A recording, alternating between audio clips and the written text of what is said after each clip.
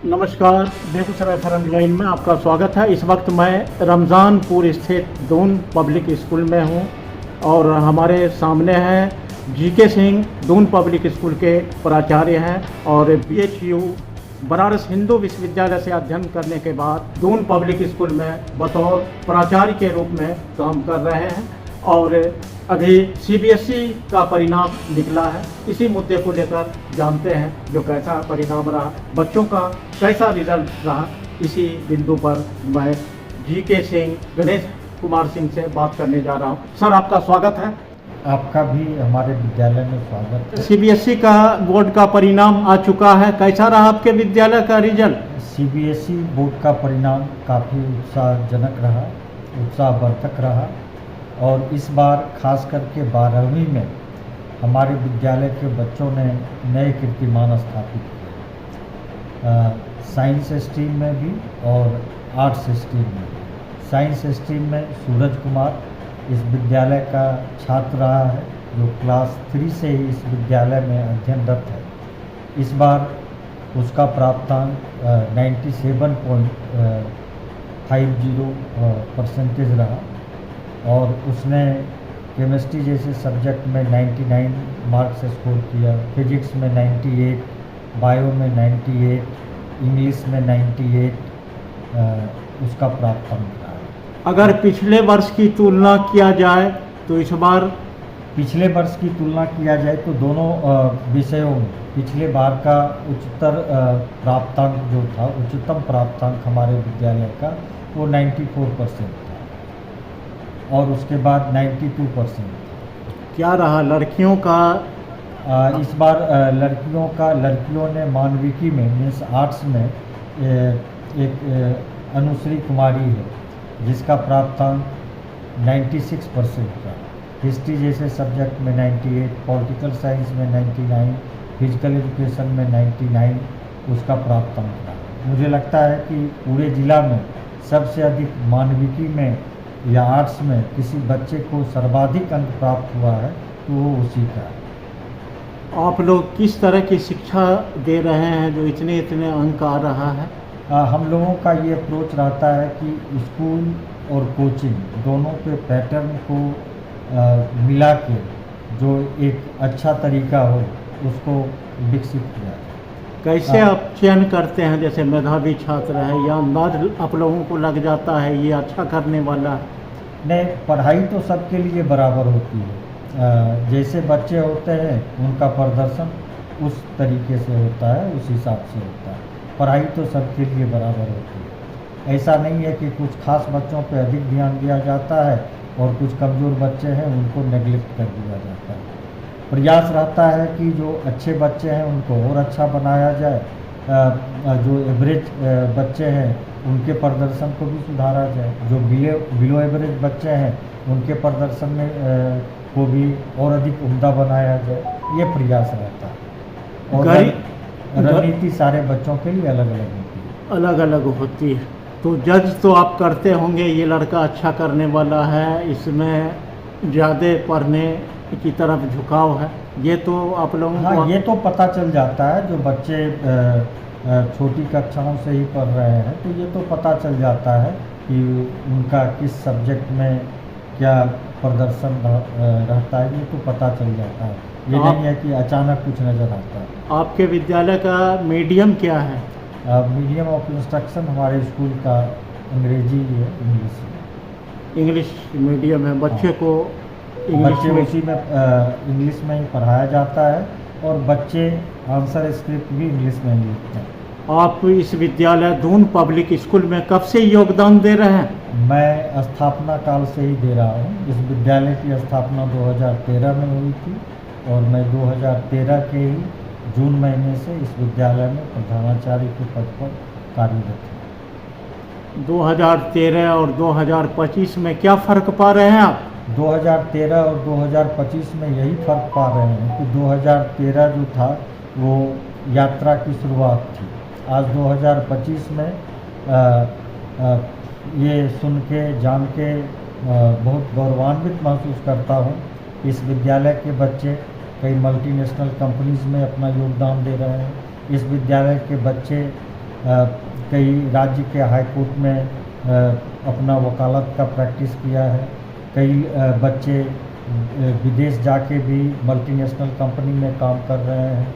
कई बच्चों ने चिकित्सा सेवा में अपने पेशा को प्रारंभ किया है। तो ये सब जो आपके बच्चे अच्छे कर रहे हैं, ये सुन के आपको कैसा महसूस होता है?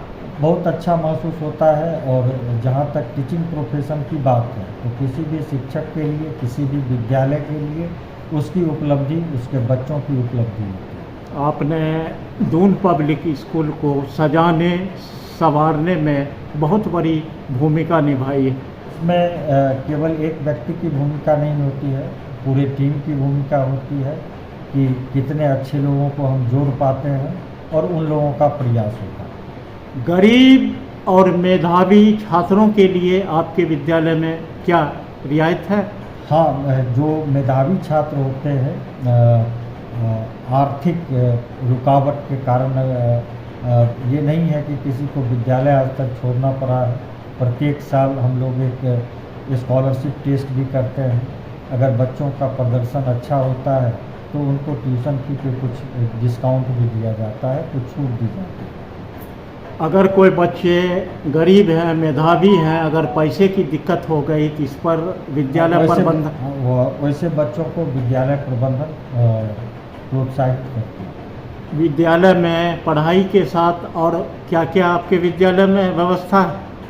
पढ़ाई के साथ हमारे विद्यालय में, एक विश्व स्तरीय विद्यालय में जो भी सुविधाएं होती हैं, वो सारी सुविधाओं को बच्चों को दिया जाता है। मेरे यहाँ रोबोटिक है, आर्टिफिशियल इंटेलिजेंस है, लैंग्वेज लैब है और साइंस के सारे विषयों का उच्च कोटि का लैब है, जो सारा एक्सपोजर बच्चों को दिया जाता है। स्पोर्ट्स के फील्ड में भी volleyball, football, basketball, judo, karate, taekwondo इत्यादि का प्रशिक्षण भी दिया जाता है। अभी जो जिले में खेल का महाकुंभ लगा था, तो इंडिया में आपके विद्यालय का भी बच्चे प्रतिनिधित्व किए थे? हाँ, हमारे विद्यालय के भी कुछ बच्चों ने प्रतिनिधित्व किया था। अभी भी ताइक्वांडो में हमारे बच्चे जा रहे हैं और अगले महीने चेस चैम्पियनशिप जो होने जा रहा है अंडर 11, और विद्यालय ने एक इनिशिएटिव लिया है और इस चेस चैम्पियनशिप को, जो राज्य स्तरीय चेस चैम्पियनशिप है, इसको ये विद्यालय प्रबंधन ही स्पॉन्सर कर रहा है। अभी जो नई शिक्षा नीति जो केंद्र सरकार के द्वारा लागू किया गया है, इस पर शिक्षा पर क्या असर पड़ेगा? क्या शिक्षा में कुछ सुधार होगा या नयापन शिक्षा में दिखेगा? हाँ, वो नयापन दिखना शुरू हो गया कि नई शिक्षा नीति जो है वो लाइफ सेंटर्ड शिक्षा नीति है कि कैसे शिक्षा को जीवन से जोड़ा जाए, और उसके लिए काम भी शुरू हो गया है। नई शिक्षा नीति स्ट्रीमलेस एजुकेशन की बात करती है कि अध्ययन जो है किसी खास स्ट्रीम में नहीं रहे, तो वो भी लागू हो चुका है। नई शिक्षा नीति एक्सपीरियंशियल लर्निंग की बात करती है, वो भी विद्यालय में इस पे काम होना शुरू हो गया है। नई शिक्षा नीति आर्ट इंटीग्रेशन की बात करती है, मतलब बच्चों का एक सर्वांगीण विकास कैसे हो, 21st सेंचुरी स्किल डेवलप कैसे हो, तो इसकी बात करती है। उन सारी चीज़ों पर खास करके मैं CBSE स्कूल से जुड़ा हुआ हूँ, तो उसमें इस पे काम होना शुरू हो गया है और इसका रिफ्लेक्शन भी मिलना शुरू हो गया है।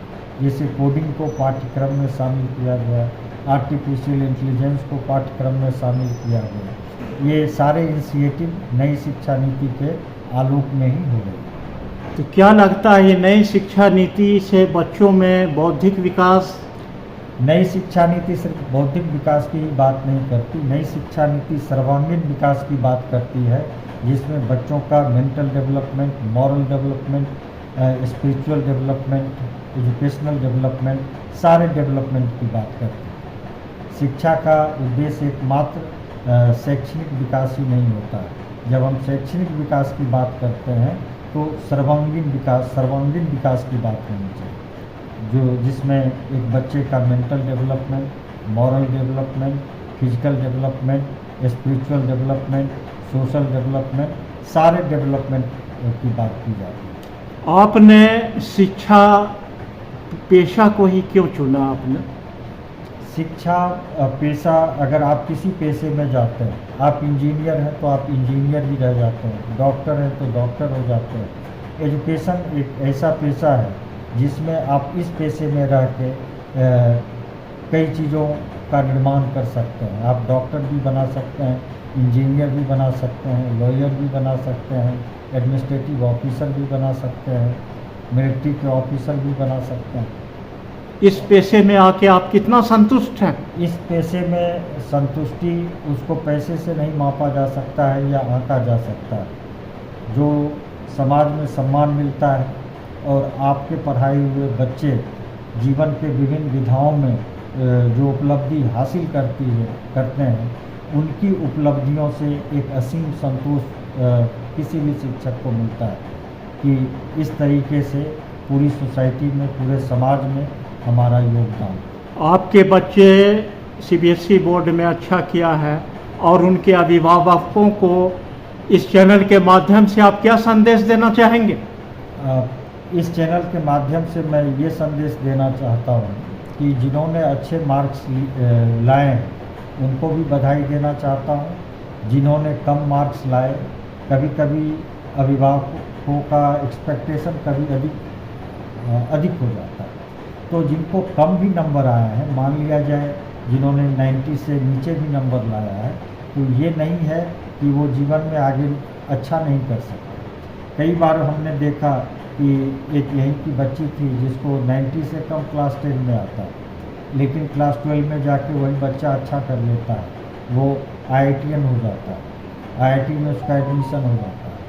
तो मार्क्स उतना अधिक रोल नहीं प्ले करता है कि बच्चों के पास कॉम्पिटेंसी होनी चाहिए, सब्जेक्ट का नॉलेज होना चाहिए, स्किल होना चाहिए, और बच्चे अच्छा कर ही लेते हैं।